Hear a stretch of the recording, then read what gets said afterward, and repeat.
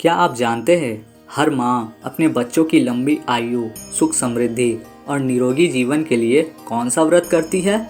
वो व्रत जिसे मातृत्व का प्रतीक माना जाता है और जो संतान की रक्षा और उसके कल्याण के लिए सबसे पवित्र अनुष्ठान है। हाँ, हम बात कर रहे हैं जिउतिया व्रत की। लेकिन क्यों? आखिर क्यों इस व्रत को इतना विशेष और शक्तिशाली माना जाता है?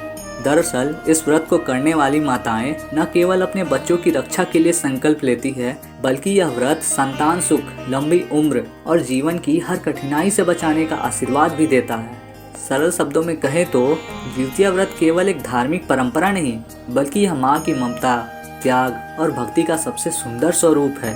तो आइए आज के इस वीडियो में हम जानेंगे जिउतिया व्रत का महत्व, इससे जुड़ी प्रेरणादायी कथा और क्यों इसे संतान सुख से जुड़ा हुआ सबसे पवित्र पर्व कहा जाता है। तो बने रहिए हमारे साथ, क्योंकि आगे जो आप सुनने वाले हैं वह शायद आपने पहले कभी इतनी गहराई से नहीं जाना होगा।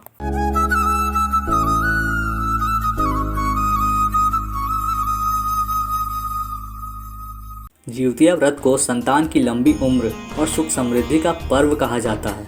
यह व्रत खास तौर पर माताएं अपने बच्चों की रक्षा और उनके मंगल के लिए करती है। धार्मिक मान्यता है कि जो स्त्री पूरे नियम और श्रद्धा से यह व्रत करती है, उसकी संतान पर कभी भी कोई विपत्ति हावी नहीं होती, बच्चों की आयु लंबी होती है और उनका जीवन सुखहाल और निरोगी बनता है। इस व्रत की सबसे विशेष बात यह है कि यह केवल शारीरिक तपस्या ही नहीं, बल्कि यह माँ के अटूट प्रेम और विश्वास का प्रतीक है।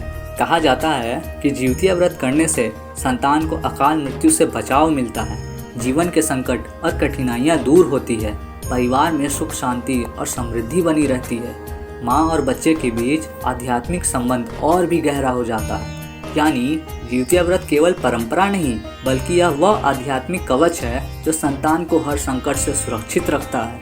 इसी कारण यह व्रत भारत के कई हिस्सों में, खास करके बिहार, झारखंड, उत्तर प्रदेश, मध्य प्रदेश और नेपाल में बहुत श्रद्धा और आस्था के साथ मनाया जाता है। आज हम आपको जिउतिया व्रत से जुड़ी दो अद्भुत और प्रेरणादायी कथा सुनाने वाले हैं। तो आइए सुनते हैं पहली कथा, चील और सियारिन की कथा। पौराणिक कथा के अनुसार एक पेड़ पर चील और सियारिन रहती थी। दोनों की आपस में खूब बनती थी। चील और सियारिन एक दूसरे के लिए खाने का एक हिस्सा जरूर रखती थी। एक दिन गांव की औरतें जिउतिया व्रत की तैयारी कर रही थी। उन्हें देखकर चील का भी मन व्रत करने का कर गया। फिर चील ने सारा व्याख्या सियारिन को जाकर सुनाया। तब दोनों ने यह तय किया कि वो भी जिउतिया का व्रत रखेंगी। लेकिन अगले दिन जब दोनों ने व्रत रखा तो सियारिन को भूख और प्यास दोनों लगने लगी। सियारिन भूख से व्याकुल इधर उधर घूमने लगी। व्रत के दिन गाँव में किसी की मृत्यु हो गई। यह देखकर सियारिन के मुँह में पानी आ गया। फिर सियारिन ने अधजले शव को खाकर अपने भूख को शांत किया। वह भूल गई उसने जिउतिया का व्रत रखा था।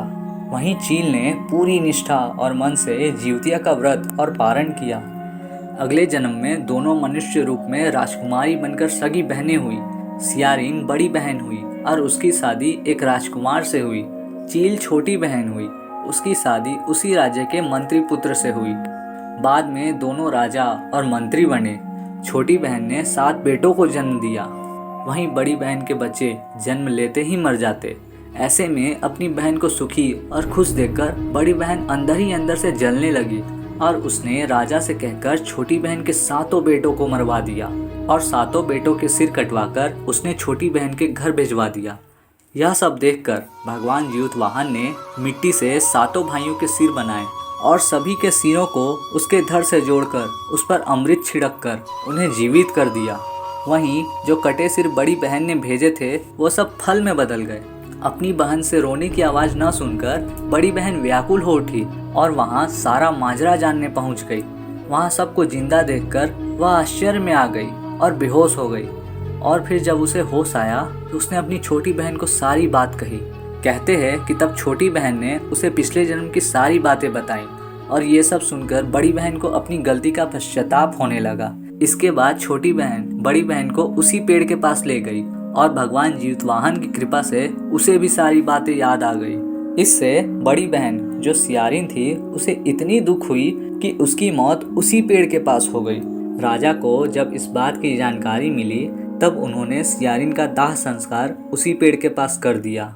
अब हम देखते हैं नागवंशी स्त्री और पक्षीराज गरुड़ की कथा। गंधर्वों के राजकुमार का नाम जिमुतवाहन था। वे बड़े उद्धार और परोपकारी थे। जिमुतवाहन के पिता ने वृद्धावस्था में वानप्रस्थ आश्रम में जाते समय इनको राज सिंहासन पर बैठाया, किंतु इनका मन राजपाट में नहीं लगता था। वे राज का भार अपने भाइयों पर छोड़कर स्वयं वन में पिता की सेवा करने चले गए।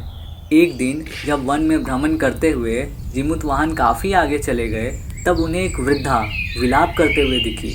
पूछने पर वृद्धा ने रोते हुए बताया, मैं नागवंशी की स्त्री हूँ, मुझे एक ही पुत्र है। पक्षीराज गरुड़ के कोप से मुक्ति दिलाने के लिए नागों ने एक व्यवस्था की है कि वे गरुड़ को प्रतिदिन भक्षण हेतु एक युवा नाग सौंपेंगे। आज मेरे पुत्र शंखचूड़ की बलि का दिन है। आज मेरे पुत्र के जीवन पर संकट है और थोड़ी देर बाद ही मैं पुत्रहीन हो जाऊंगी। एक स्त्री के लिए इससे बड़ा दुख और क्या होगा कि उसके जीते जी उसका पुत्र ना रहे। जिमुतवाहन को यह सुनकर बड़ा दुख हुआ।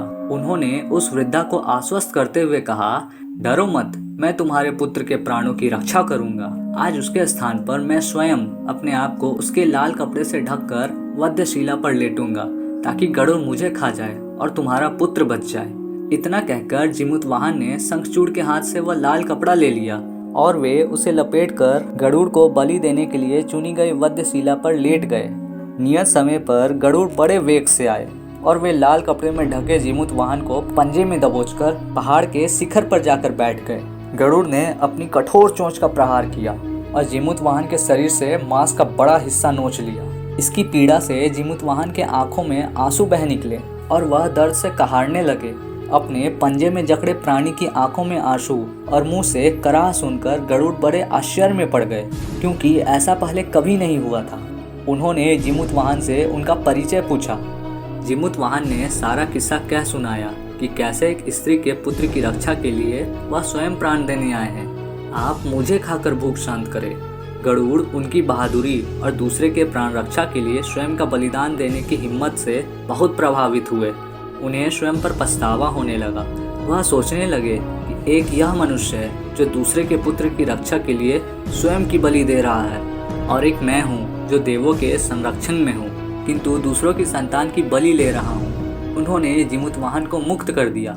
गरुड़ ने कहा, हे उत्तम मनुष्य, मैं तुम्हारी भावना और त्याग से बहुत प्रसन्न हूँ। मैंने तुम्हारे शरीर पर जो घाव किए हैं उसे ठीक कर देता हूँ। तुम अपनी प्रसन्नता के लिए मुझसे कोई वरदान मांग लो। राजा जिमुतवाहन ने कहा, हे पक्षीराज, आप तो सर्वसमर्थ हैं। यदि आप प्रसन्न हैं और वरदान देना चाहते हैं तो आप सर्पों को अपना आहार बनाना छोड़ दें। और राजा जिमुतवाहन के कहने पर गरुड़ ने नागों की बलि न लेने का वरदान भी दिया। इस प्रकार जिमुतवाहन के साहस से नाग जाति की रक्षा हुई। गरुड़ ने कहा, तुम्हारी जैसी इच्छा वैसा ही होगा। हे राजा, जो स्त्री तुम्हारे इस बलिदान की कथा सुनेगी और विधि पूर्वक व्रत का पालन करेगी, उसकी संतान मृत्यु के मुख से भी निकल आएगी। तब से ही पुत्र की रक्षा हेतु जिमुतवाहन की पूजा की प्रथा शुरू हो गई। जिउतिया व्रत का मूल सार माँ की भक्ति और आस्था में समाया हुआ है। यह केवल एक धार्मिक परंपरा नहीं, बल्कि माँ के उस अद्भुत रूप का प्रतीक है जिसमें वह अपने बच्चों की सुरक्षा के लिए हर कठिनाई सह लेती है। भूख प्यास की पीड़ा हो या कठोर नियमों का पालन, माँ बिना थके बिना रुके अपनी संतान की लंबी आयु और सुख समृद्धि के लिए इस व्रत को पूरी श्रद्धा से निभाती है। यही त्याग और समर्पण उनकी भक्ति को अद्वितीय बना देता है। कथाओं में भी हमने देखा कि चाहे सियारिन और चील की कथा हो या नागवंश स्त्री और गरुड़ का प्रसंग, दोनों में यही संदेश मिलता है कि नियम, विश्वास और सच्ची आस्था से किया गया व्रत संतान की रक्षा का दिव्य कवच बन जाता है। और जब भक्ति इतनी सच्ची हो तो भगवान भी माँ की पुकार को अनसुना नहीं करते। यानी जहाँ माँ की आस्था और संतान के लिए समर्पण हो, वहाँ असंभव भी संभव हो जाता है। इसलिए जब भी हम जिउतिया व्रत का स्मरण करते हैं तो यह केवल एक परंपरा नहीं, बल्कि माँ के प्रेम और भगवान की कृपा का अद्भुत संगम प्रतीत होता है। यदि इस कहानी ने आपके हृदय की भक्ति और प्रेरणा की जोत जलाई हो तो हमारे इस वीडियो को लाइक करें, शेयर करें और हमारे चैनल को सब्सक्राइब करें, क्योंकि यहाँ हम केवल पौराणिक कथा नहीं सुनाते, हम आपके भीतर की चेतना जगाते हैं। तो आइए माँ के इस त्याग और प्रेम को नमन करते हुए हम सब मिलकर कहें, भगवान जीतवाहन की जय।